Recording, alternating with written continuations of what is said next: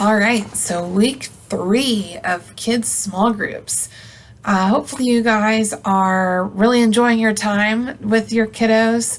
I know that there are some challenging kids in each group, but just remember to be patient with them and loving towards them.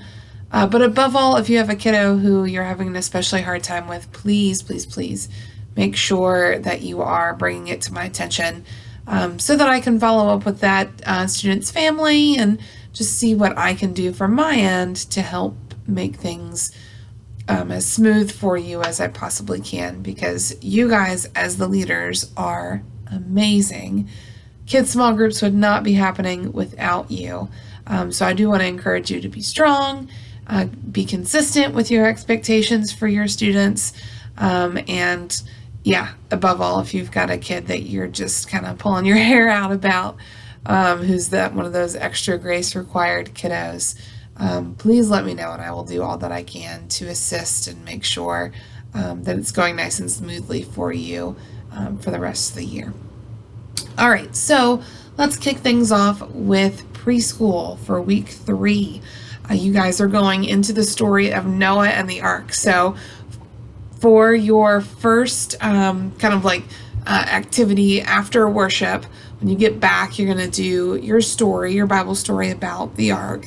You're going to have a bunch of animal masks that the kids will put on, and they'll have an opportunity to kind of like crawl around on the floor and pretend to be animals themselves, while you kind of herd them, pretend to be Noah, and herd them towards the one area of the room that you'll designate as the ark. Since both of you are in those corner areas, maybe have one of the other alcoves that's right on the other side. So they have to kind of crawl around that edge of the wall that's jutting out. You could have that part be designated as your ark, and have the kids go into that area and kind of congregate on the floor with their little animal masks on so they can pretend that they're in the ark. There's then a memory game that you will play, and then your final coloring page is about God's promise with the rainbow, and you'll have a bunch of colored ribbon and some glue where the kids will actually glue the ribbon down onto the paper. I'm experimenting to see if glue sticks will work. If not, I'll have liquid glue for you, but I'm hoping that the glue sticks will suffice for keeping that ribbon glued down onto your paper so that you don't have to deal with liquid glue and preschoolers. All right, so that's preschool. Alrighty, sorry, in my notes I jumped ahead there. Here we go. All right, for week 3 for kindergarten, you guys are looking at the story of the shepherds, and so we're still looking at the birth of baby Jesus, and at this point we've reached the part where the shepherds come into the narrative. For your object lesson, you're actually talking about the 5th commandment, which is honoring your mother and father, which is hopefully something that you can have a good conversation about. But then as you go into your story, you're looking at the story where the shepherds come, so you'll be actually play acting some of this. You're going to choose 7 students to play characters from the Bible story. You'll pick 3 shepherds, 2 sheep, 1 angel, and 1 baby Jesus. As you tell the Bible story, you're going to have the shepherds, the angel, and the baby Jesus act out what you're saying, and the sheep can act like they're grazing by the shepherds in the field. So you'll have a couple of props and things like that to help you with it. If you don't have enough kiddos to be able to have, all of those covered, then I would at least just focus on having 1 student per area. So you don't need 2 sheep necessarily. You could just have 1. You don't need 3 shepherds. You could just have 2. So adapt it however you see fit with the number of kids that are in your group. Likewise, if you have more than that, and you have kids who want to participate, just have more shepherds or add more sheep. Don't add another baby Jesus, obviously. And you could I'd say don't add another angel, because I'll only have 1 angel costume in there for you. But the sheep and the shepherds are fair game. You can always add more of those. Then you have your discussion time as usual, followed by your show it, with the letter H in sign language, and then focusing on the memory verse for the week. And then the last thing is learning about how we honor Jesus, which actually focuses in really well with what we've been talking about in large group this whole time with worship and how we worship and how we choose to give our entire sense of self over to God. We're not giving him our sloppy seconds. We're not neglecting him. We're choosing to praise him all day and every day as much as we can. And so for this week, you're actually going to do some worship time together. You have a song where you're going to listen to it and then sing it together. It's a really well-known song. It's a song by Chris Tomlin, so it's one that you guys should already know, and the kids should already be familiar with it. But if you want to kind of go through and just listen to it once as a group and then go through it again and sing it, that's totally fine. But the song that you're going to be singing is How Great Is Our God by Chris Tomlin. So if I were you, I would go ahead and have that downloaded onto your phone so that if there's any like internet issues or whatever at the church that evening, you don't need to rely on the internet to be able to play it. If you have Spotify, it's available on Spotify. I'll have copies of lyrics for you as well. If you're not able to get it downloaded on your phone ahead of time, just let me know and I'll see what I can do to make sure I have a copy of it, a digital copy of it waiting there for you, even if, you borrow my computer or my phone for the night. But just make sure you do get How Great Is Our God by Chris Tomlin beforehand so that you're ready to go to play it. So that is week 3 for kindergarten. All right, week 3 for first grade. You guys are moving on to the story of the Last Supper. Now, with this one, I know you guys did foot washing last week. This week, you're looking at communion, but you're not actually taking communion together in this setting. That's something that we'll hold off and do maybe later in the year once we get towards the end of our time together. But just for this 1 week, you're looking at the communion and what it means and looking at it specifically in the story in the New Testament, but you are not participating in it and taking it together. So while you will have some grape juice and some bread, we're not going to be putting them together and actually physically taking communion. You'll just have them there as objects to kind of illustrate what communion would look like, even though they're not actually taking it. So yes, so you're going to go over what the elements are, and then you're going to, with your Bible story, you're actually going to have them sit around the table. So for this week, we're not going to have a round table because every painting of the Last Supper that I've seen, especially the one by Da Vinci, it has the disciples and Jesus seated at a long rectangular table. So I'm going to have rectangular tables provided for you this week and this week only. Then we'll go back to the round table the following week. But when you tell the story of the Last Supper, I actually want you to sit the students around the table as if they're the disciples who are participating in the Last Supper with Jesus. You don't have to go so far as to say, okay, you're Matthew, you're Mark, you're Luke, you're John, that kind of thing. Like, no. All you have to do is just have them kind of seated around the table. Have one of the leaders in your group designated as Jesus so that he can then, or she, because I know most of you are girls, all of you are girls except Kent in first grade with my leaders, but we can have Jesus seated in the center and then line the students up on either end of whomever you have representing Jesus around that table as you then go through and tell the story of the Last Supper. So that's what your story support is going to look like. And then for your see it and, for the be it and show it activity. That is where I'm just going to read to you the directions from your sheet, actually, and then I'll kind of break it down in a second. So with be it and show it this week, it says, let's tell Jesus about how we love him and how thankful we are for him. Not only that, but we all have things in our lives that we can be thankful for because God gave them to us, pretty much everything.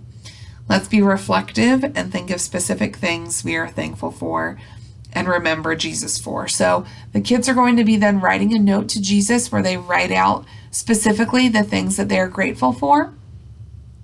And then they're going to take their notes and they're going to put them on a cross. So I should have a wooden cross available for both first grade rooms. If I don't have a wooden one, then I'll have a cardboard one that I've been able to cut out of cardboard and kind of put together. But I should have at least a small wooden one that probably looks a little something like this. I noticed that Walmart has some on sale right now with Easter coming up. So I'm going to try and get one that doesn't have the word faith in the middle of it. But if it has a word in the center, it's okay. You know, you can talk with the kids about how that word could be important to us as Christians.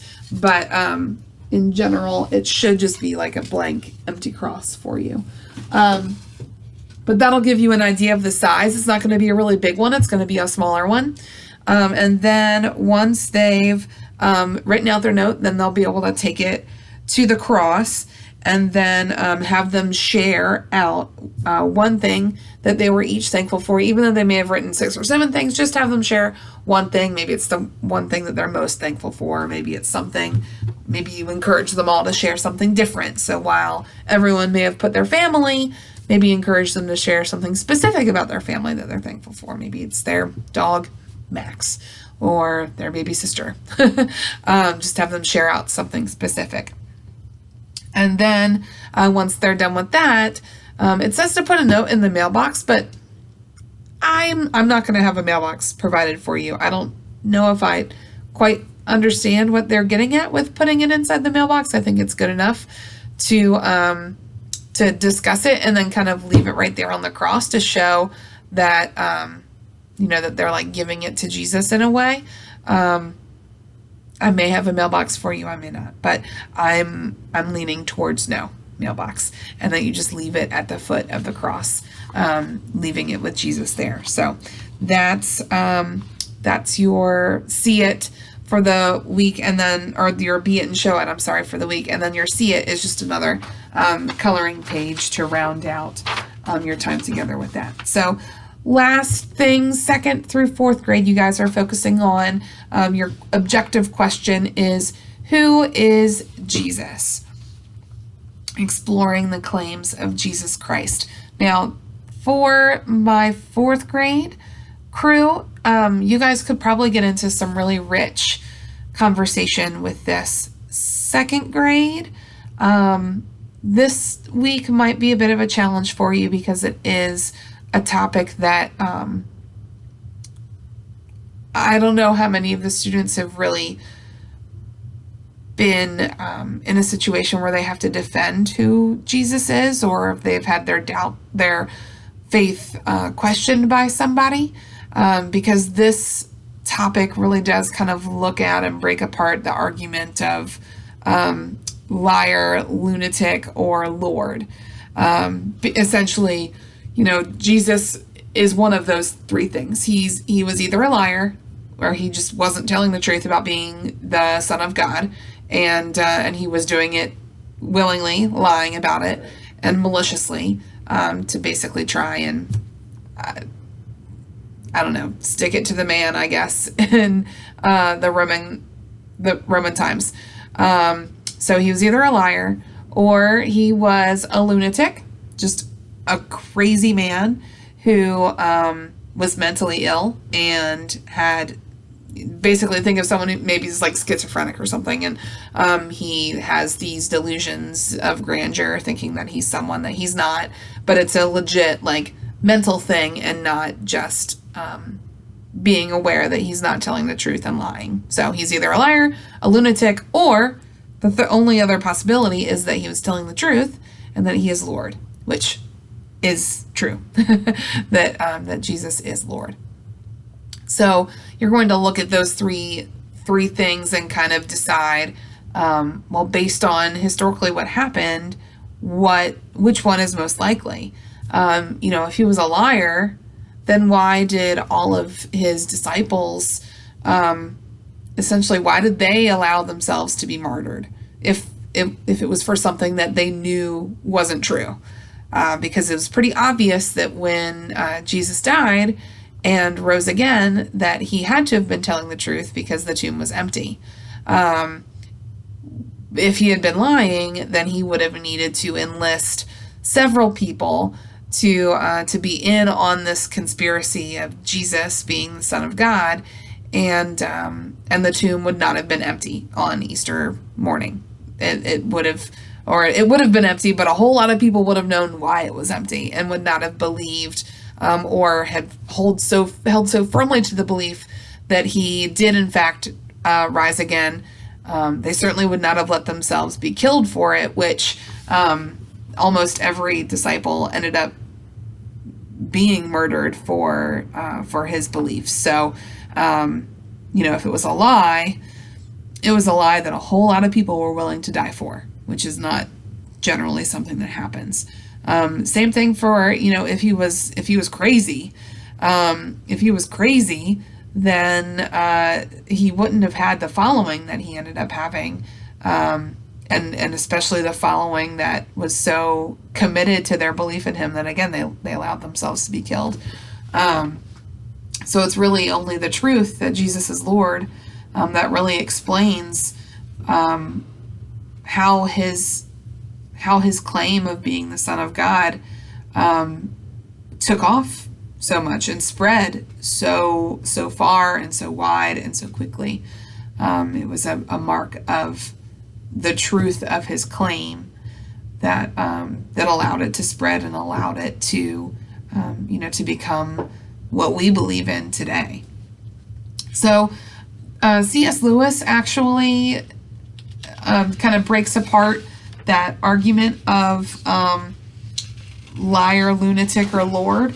And there is a link here on Begin the Journey that I want you to really go through and take some time to read over and familiarize yourself with that argument of liar, lunatic, and Lord. And then hopefully when students ask you questions for this week, you have a little bit of background knowledge and are prepared to answer some of their questions. Again, if they're particularly challenging questions, please don't hesitate to say, I haven't really thought about that. I'm not sure about what the answer is. Let me try and do some research and see what I can find. Let me know too. You can always get me on the radio in that moment and have me come and see what I can do to help out. My answer might also be, I don't know. That's something I haven't thought about. That's an awesome question and great job for thinking so deeply about this topic. Make sure that you really encourage those students to ask those hard questions. Don't make them feel stupid for asking a hard question. I would much rather them ask a hard question and I don't know the answer to it and I have to find it out and now I've learned something too. So really encourage them to be questioning and digging deeper into their faith like that, because it really does make their faith more real and foundational if they have to find that answer for themselves or walk through with you finding that answer to that question. If they just blindly accept whatever thing they're told without doing some time to really question it for themselves, then that faith is going to be extremely shallow and they're going to walk away from it. I'm a textbook case of that. So really encourage them to be asking those in-depth questions so they have a deeper understanding of what it means to be a follower of Jesus. And in this case, who Jesus is, so that they have a working understanding of that. So then after all of that, when you go through the story, you will spend some time with some discussion questions about what it may have been like to live in Jesus's time. And you heard about this guy who said he was the Son of God. It kind of has them put themselves in the shoes of the disciples and other people living in that time and help them determine what they maybe would have thought initially. And then there's a true or false game about Jesus and who he is with some star stickers. You're going to divide the students into 2 teams. Each student is going to have a star sticker, which are, I thought they were right behind me, but they're not. They're kind of large stars. So each kiddo will get 1. When they hear a statement about Jesus, they have to figure out if it's true or false. So there'll be signs that they'll hold up in their teams. The whole team will then hold up a true or a false sign. And then if their team answers correctly, they're going to put a sticker on their team's sign. The teammates can help each other, but only one student with a star in their hand can answer the question out loud. So once they've answered a question and put their star up to show if they got it right or wrong, then at that point they're just a helper and they're not a student who can answer that question, but they can definitely help the other people within their team to come up with the answer. And then when you're done with that, you will have 3 more discussion questions. How are you like Jesus? How are you not like Jesus? What do you think Jesus was like as a child? And if Jesus lived on earth today, what do you think he will be doing, or he would be doing? So that's your time on Tuesday night with your 2nd through 5th or through 4th graders. For the following week, or the week after that, 2nd through 4th grade, we are going to be watching a animated version of The Passion. It's not Mel Gibson's The Passion, so it's not should not be overly controversial, and it is definitely not super bloody and gory and stuff like that. It is a cartoon. It's actually one that I watched when I was a kid at church, and I remember really enjoying it. But that will be week 6 and week 7, which is coming up fast. So it will be the beginning of April and the Tuesday after Easter. So actually it's kind of really well timed. Please go ahead and start sharing with your parents now that is something that you will be showing to the kids, just so that they're prepared for it. I'm going to link in your weekly email this week the specific site for the movie. Unfortunately, it's not one that they can go online and watch, but they can read the reviews for it. They can find clips of it actually on YouTube, but not the full out movie. But I'll provide the link to the Amazon site for it if they want to do a little bit of research into the movie. But as I said, it's good. It's really nothing like Mel Gibson's The Passion. It's a kid version of the Easter story that is easy to understand, and I think it was even produced by a guy who used to be at Disney. So it's a good movie.